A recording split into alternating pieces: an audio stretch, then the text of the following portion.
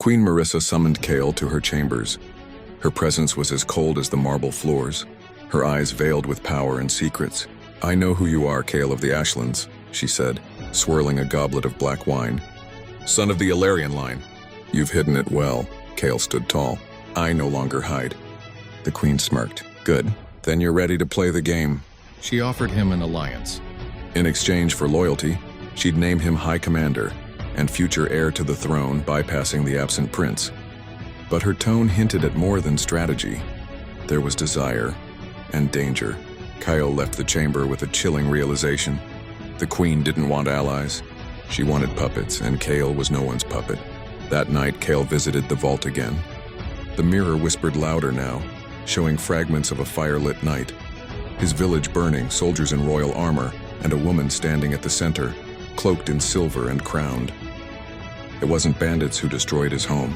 It was the kingdom. Illyra joined him, pale with her own discovery.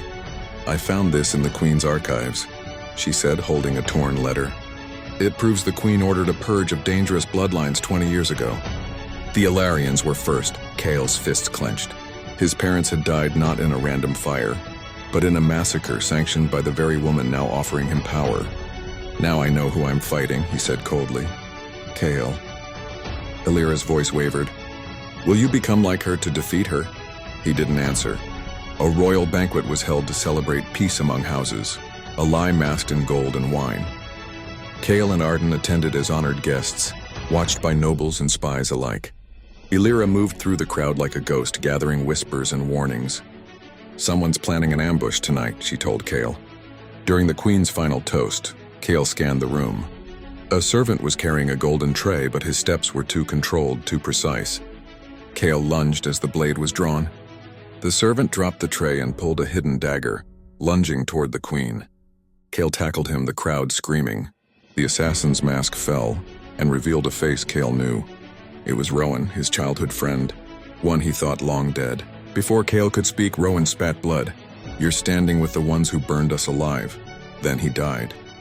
News of the attempted assassination rippled through the court.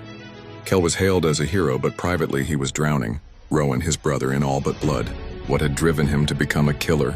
Kale found his answer in a hidden letter on Rowan's body. It revealed a rebellion, a shadow group of survivors from the old bloodlines waiting for a spark to rise against the queen. He realized the truth. He was that spark. But Illyra was furious. "You should have told me," she snapped. "We could have stopped Rowan another way." "You mean let the queen die?"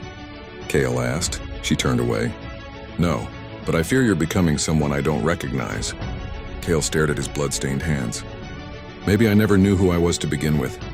In a storm-swept cavern, Kale met with the leaders of the Shadow Rebellion. Scarred, proud, dangerous, knelt when he revealed the crest of House Illyrian. "We've waited years," said their leader, a fierce woman named Vera. "Now the Raven rises." Kale gave a rallying speech, vowing to end the queen's reign and restore the true bloodlines. But he also made a vow to himself. No more innocents would die for his revenge. Illyra arrived unexpectedly, watching him from the edge of the torch-lit hall. "I'm not here to stop you," she said softly. "I'm here to remind you, your heart is your greatest weapon. Don't lose it." As Kale stood before his new army, cloak billowing in the wind, he realized this was war. And he was no longer just a survivor. He was a symbol.